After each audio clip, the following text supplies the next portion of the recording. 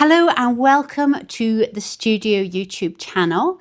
My name is Jane and today I am going to be talking about the idea of enough and specifically why setting out in advance what will your enough will be is a much more relaxing, easy, joyful way to live. So I'm recording this in November in Scotland, and at the moment, outside is just glorious. It is the time when all of the trees have coloured up, and everywhere you look, it's oranges and yellows and beautiful reds. It is glorious. And this is, I think, the best example that we have of nature deciding it's enough. These trees have decided that they have done enough for the season, and therefore the leaves are colouring and they are falling to the ground. Now, I used to think that the leaves kind of went orange because they were a bit old and they fell off because they were exhausted. But that isn't what happens. What happens is that the trees themselves make a calculated decision. There comes a point in the year where the energy that the leaves are making is less than the energy it is taking the tree to keep all the chlorophyll, the green, in the leaves. So the trees stop producing the chlorophyll. They stop letting the leaves be green, having this sort of cover of green. And gradually the green fades, and what we see are the yellows and reds and oranges, which have always been there underneath. It's a revealing. It's a consequence of the trees having decided to stop production of chlorophyll because it's come to the end of the year. It's no longer viable. And at the same time, the trees stop producing something called auxin. When auxin is a hormone that keeps the leaves attached to the twigs. The trees stop producing auxin and all of those leaves will fall off onto the ground. And of course they're useful, they return to the soil, they feed the tree. It's part of a cycle. But I think it's really important to recognise that it is intentional, that it is a decision if we want to anthropomorphise trees. Now, the reason that I think it's important to look to these trees is that as a society, we are kind of pushed towards the opposite way of acting, where we never stop. We never reach our enough. We've never quite got there. We're always waiting to move on to something else. We're always striving, hustling. There's always something in the future. And that means that we never really properly appreciate the present. I mean, you might recognise this. Certainly I do. I've been working on a project or trying something or attain something that I've been wanting to for a while. And instead of taking time and appreciating it, letting it land, feeling happy, I think, what's next? What's next? What am I moving on to next? And when I put it like that, you can just imagine what that does to kind of your feelings, that you're always running, always speeded up. Now, of course, this has a lot to do with modern society and particularly toxic capitalism, toxic consumerism, because capitalism as a thing survives on constant growth. We have to always be buying more things, consuming more things. Businesses have to keep growing because if they even stand still, that's seen as going backwards. The whole of society is based on us consuming more and more and more and more. Clearly not sustainable, but also to get us to do that, we have to be discontented. You know, if we have bought one thing and then we're so happy with it, we never buy another one, and we just keep and cherish our one thing, we look after it, we appreciate it every day, that's no use to capitalism, that's no use to consumerism. We need to be really discontented with the thing that we have bought, so we will buy something else as a replacement. And that is kind of the society that, it's a view that seeps into practically everything. And I think that it is our job to resist that with every fibre of our being.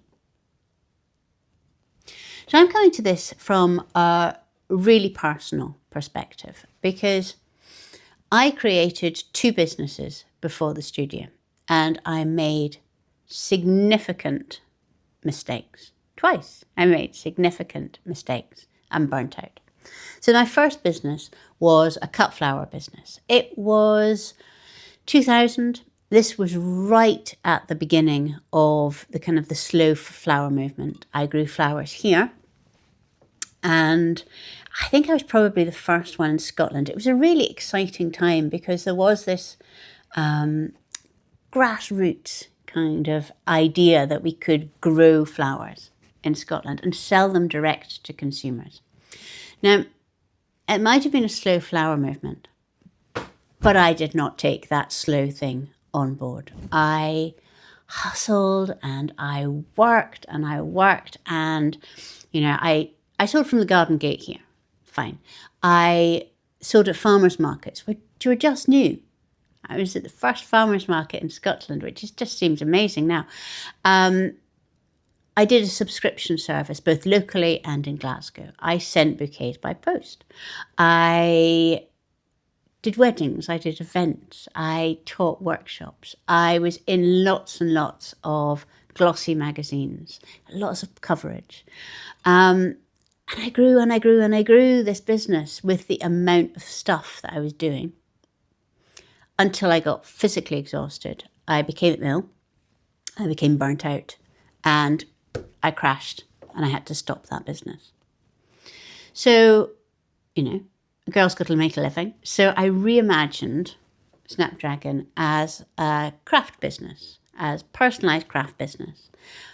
But I hadn't learnt my lesson. So I just, from day one, I was hustling and growing. I was in magazines. I did country living show as our sort of like show garden. I grew and grew and grew. I became one of the top tier sellers and not on the high street. I did wholesale of hundreds of shops stocking my products.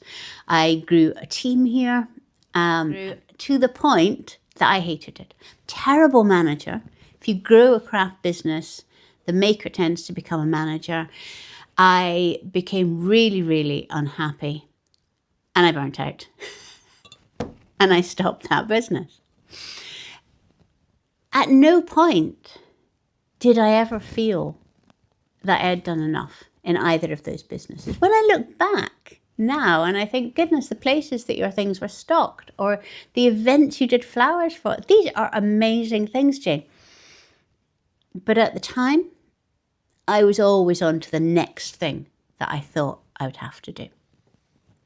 So when I started the studio, which is the third reimagining of my business, and this is a community, and I teach how to do things, and it's for people who are wanting to make more, wanting to connect more to nature, wanting to connect back to traditions and ancestors, and to see how they fit into the world. So right from the beginning, when I came up with this idea for the studio community, I had a very clear idea of what the enough would be. What size of membership would be the right size. Now, obviously some of this is to do with income. I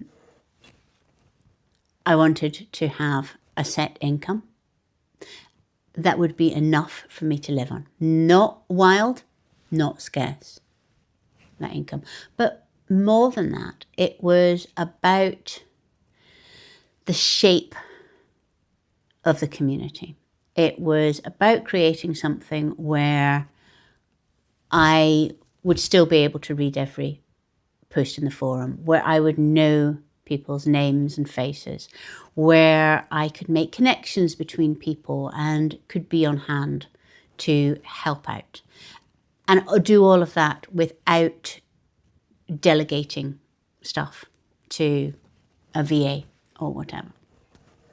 So I had this really clear idea of what shape it should be. And that has made it so much easier. Because when you have an idea of what enough looks like, every step on the way, you can be celebrating.